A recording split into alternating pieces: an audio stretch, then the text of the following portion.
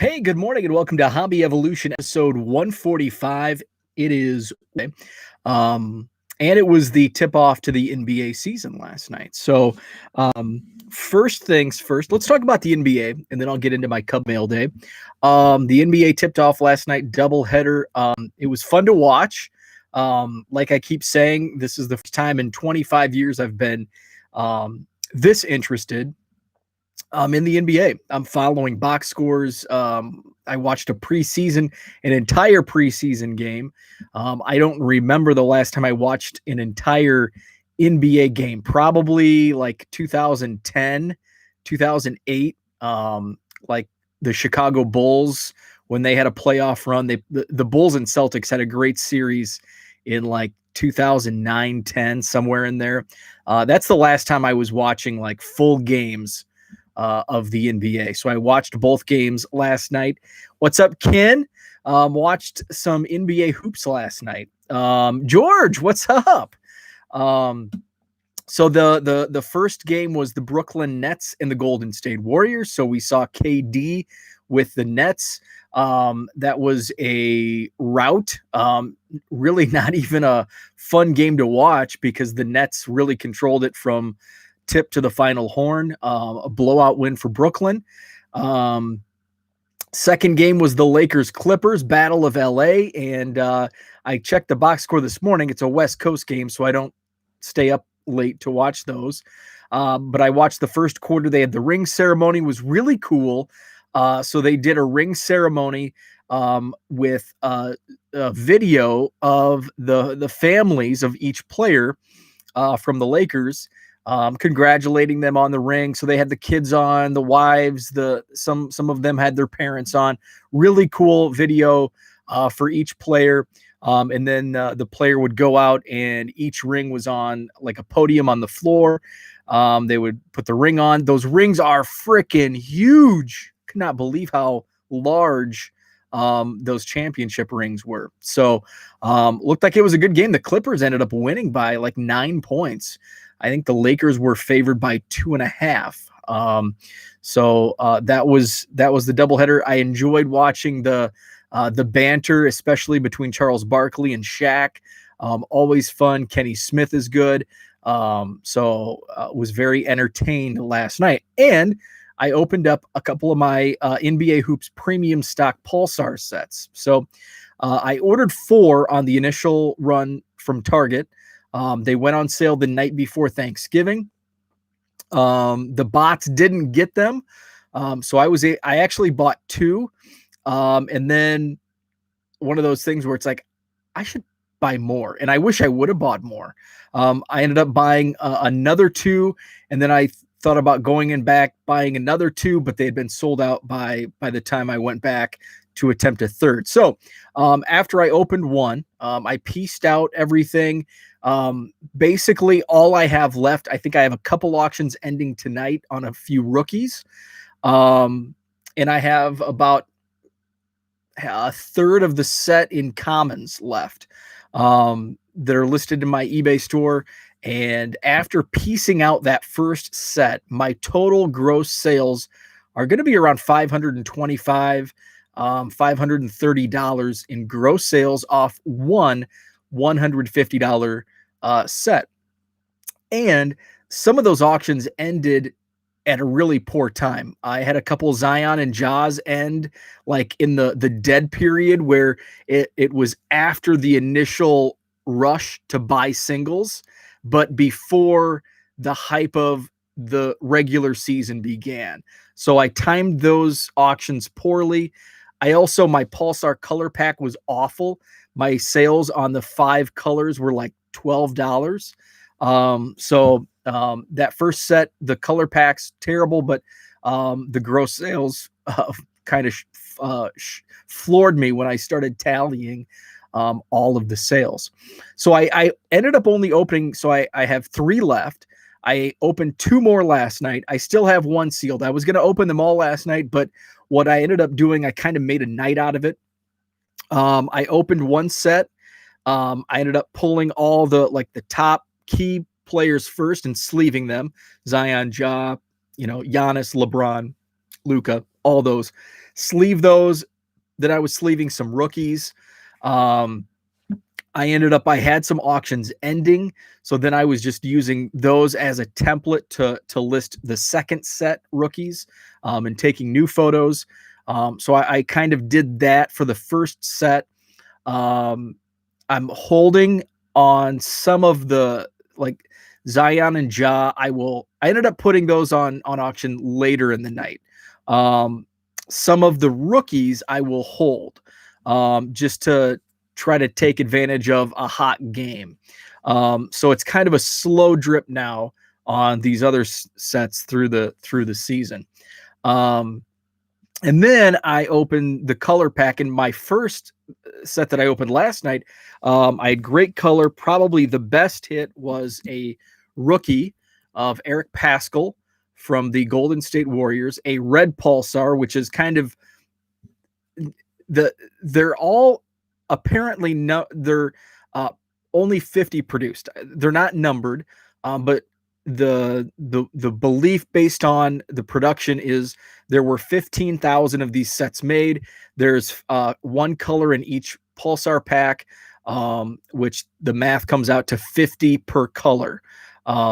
So the red, green, and blue are not as, even though they're produced in the same amount, each one has 50. The black and golds are just, aesthetic purposes. People like the black and golds more so than the red, blue, and green. So the Paschall's are red. He's a rookie, was in the starting lineup last night. I think, he's going to have some big games. So I'm just going to set him aside and wait for those big games. And then some others, another pack, I pulled Ricky Rubio, Seth Curry green, the Dallas Mavericks. Kind of cool with the same team colors. Juan Hernan Gomez from the Timberwolves, and blue matches the Timberwolves. Not in that ugly green jersey though. Carmelo Anthony, and that's a gold Carmelo, so that's a decent card. And Tobias Harris blue. There were a couple more, so that's 1, 2, 3, 4, 5, 6. So there's 4 more. One was a Dirk Nowitzki gold. I did put that on auction last night, and I think I put a couple others on auction last night as well. So the first pack I did pull the Paschall red, the Dirk gold. The second pack didn't really have anything of note. No rookies, no stars. And then I held off. I ended up sleeving the entire first set I opened. The second set I opened, I'm leaving in the box for now, and I will, get around to sleeving that eventually. So I'm going to slow roll these auctions out. Awesome cards. I really love these cards. They're really cool to look at.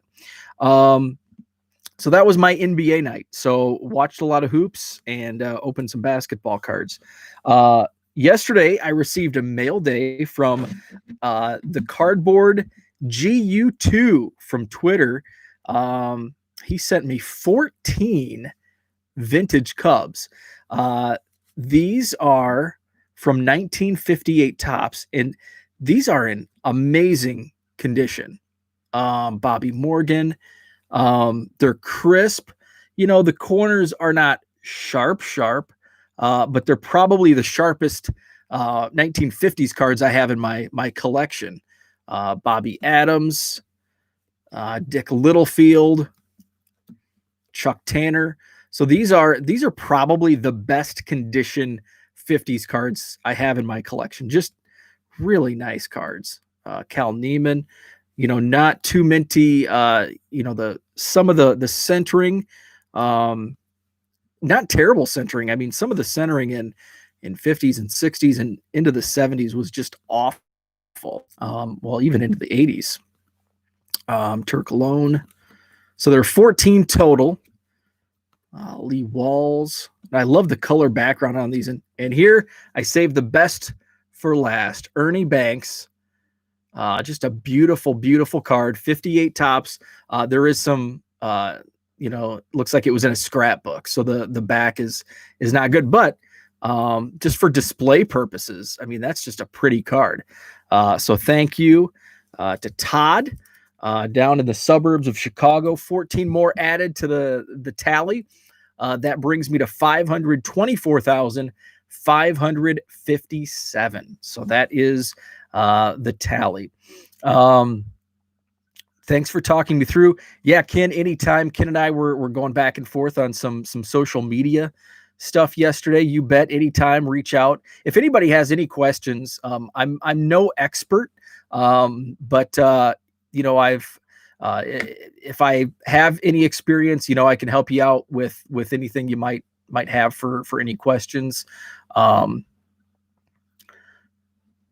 Trying to stay awake. Woke up at 2:30 because of my oh man. This time of year I get not allergies, but sinus.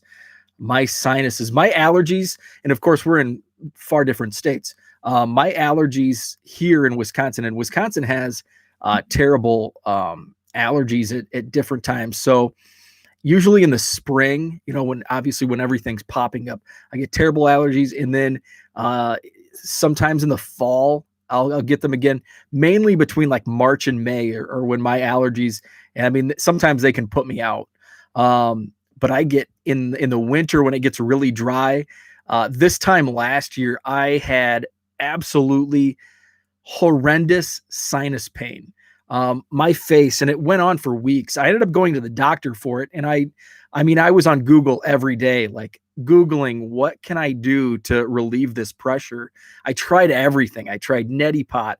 I bought a steamer where you put your face in this steamer. I tried I tried medications. Nothing worked. The strange thing was, my sinus pressure was better when I would be walking around, probably because it was draining, or I was standing upright. But it was this time last year the worst I've ever had it. And I ended up walking on the treadmill, and that helped my sinus pressure. And I haven't had it as bad this year. Every once in a while I'll get a little sinus pain. Hopefully I don't get it as bad as what I had last year. I mean, for about a month, and it was just absolutely horrendous. And sometimes it would knock me out where I would be just exhausted and tired. But the worst thing would be to lay down, and that sometimes would trigger, like on a Saturday afternoon, I'd be out running errands, and turn on a football game, and my head would hit the pillow, and then all of a sudden it would just all build up, and I mean I would just have to rub my face, and so yeah, it was awful. 5 hours to go, man. Allergies suck. I feel you. Allergies just absolutely suck. Exercise does a body wonders. Yeah, and I've been slipping, man. I have not been waking up early. I woke up early yesterday. I woke up at 5 yesterday, and did shipping. I had no motivation, and once you get in a rhythm, last week, 2 weeks ago, I was in this rhythm every morning. Like I was up, I was boom, sweatpants, treadmill, 30, 45 minutes. I was feeling good. And then I slipped. And then once I slipped, it was just like, I didn't do it yesterday, I won't do it today. So I really need to push myself to get back on and get into that routine again, because I did feel so much better. In that, it was probably a week and a half. I did it like solid for a week, and then I missed a couple days, but I did a couple days. And I think just that intermittent, off and on, just, kind of got me into, this, not funk, but got me off my routine. So I didn't, I haven't the last several days done anything. So I need to get back on. 30 days to create a habit. Yeah, man. I know. Unfortunately, unfortunately, I slip into the 30 days create a bad habit, and I gotta push. I gotta push. Um, Yesterday, I don't know what it was. I woke up so early. And I went to bed early. But I was still tired. I woke up and I did my stuff, and then I made coffee, and I was at my desk for work, and I was just exhausted. Like I was a freaking zombie. Maybe I should have went on the treadmill. That would have perked me up. But yeah, I was just going through the motions and just really, really struggling. Um, Went to bed early, woke up early, but just did not help. And we had some snow, and my right arm has been not killing me, not super sore, but just like that dull pain. So we have a driveway that slopes down a little bit, and it faces the north, so the sun never hits it. Fortunately, the snow we got about 8 inches a couple of weeks ago, and fortunately it was wet and heavy. I mean, I had to push through it. I just have a one stage snow blower. I had to really push, but I got through it. And since it was that wet, heavy stuff, it didn't and we didn't drive through. Sometimes both my wife and I will go to work, working from home. I don't have that driving on it a couple times before I, snow blow it. So I can get it fresh. So I don't have those tire tracks, where it's just, basically ice on the driveway. But at the edge of the driveway, and even when I do so, I'll push it into the road, into the street, or just to get it out, because at the edge of my driveway it piles up. Of course, blowing it into the street, it's just the snowplow is gonna come through, and that's exactly what happened. Everything was perfect. Sidewalks clear, driveways clear, edge of the driveway, we can get out, boom, boom. But like 2 days later, when the snowplow finally comes to our neighborhood, pushes it back in, and now I've got a mound of snow at the edge of the driveway. And then at this point, we're driving through. It's like frozen snow, so it's hard. It's packed down. So we did get a warm up earlier this week where it was hitting close to 40. So it was melting, and a lot of the snow is melted. So I would go out and I sprinkled some ice melt on top of the snow, because it's packed down like it's basically ice. So I would throw through the ice melt down, and then I went back the next day to chip away, and just that shovel, just me, lack of exercise, shovel, heavy snow. So my arm's been sore. Not an excuse to why I haven't been exercising. I haven't had the motivation to wake up and get on the treadmill, but my arm has been sore, which I know you don't need arms to run the treadmill, but this is just a separate story. So we're supposed to get like really cold weather, I think today or tomorrow. So I think I got most of the snow at the edge of my driveway moved. So that's just a random story. So enough for today. Thanks, George. Thanks, Ken. Coming up today, I hope I will hold you accountable. Thank you. I do. I need somebody to hold me accountable. My wife holds me accountable, and I just come downstairs and play with my baseball cards. So today I still have 4 packages, or maybe 5 packages, have not moved. I have been like my sales the last probably week and a half. I have not had any claims or emails saying, hey, I haven't got my package. And, I'm shipping probably 40 things a day, most of them PWE. PWE are getting there faster than packages. I had a comment on a feedback last night. It was a positive feedback, but it said, nice looking cards, took 6 days to get.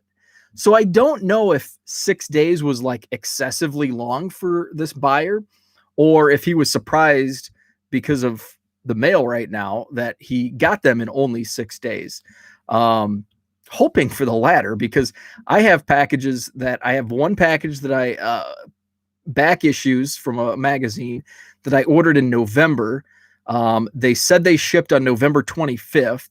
They claim they don't have tracking, but they were shipped on the 25th and just keep waiting. They haven't shown up. Another one was shipped like December 8th. This was an eBay buy. Last update, December 10th in North Carolina.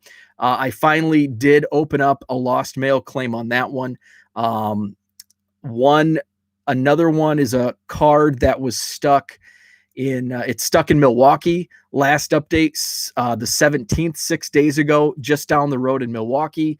Another one, December 18th is the last tracking update. And another one, I think like December 15th, 16th, somewhere in there. So I've just got everything is hung up, waiting on like 5 packages, 6 packages, and everything is just hung up. So I check it every morning, like, is it going to break loose? But so far, nothing. Ken says, my 1,000 plus card sports lot order is out for delivery. Nice. I've seen, I saw that you posted that, and I've seen Dan Serbia Sports Cards. He's been buying a lot of basketball singles on sport lots. And I actually, a few days ago over the weekend, I went on just to kind of scope what's out there on sport lots. Just to see, it's kind of like, I see those posts and it's like, ooh, I wonder what's on there. But I have not bought anything from sport lots in over a year probably. I bought like 50 Javi Baez cards a year and a half ago probably. But that's the last time I've placed an order on sport lots. So that's all. I did not get any new blog posts up yesterday, but a couple are up from a few days ago. 1millioncubs.com eBay store link is at the top of the page. You can also access it 99centcards.com and on Twitter at 1millioncubs. Zach, good morning. Thanks for stopping in. George and Ken, thanks so much for the chat this morning, and have a great Wednesday.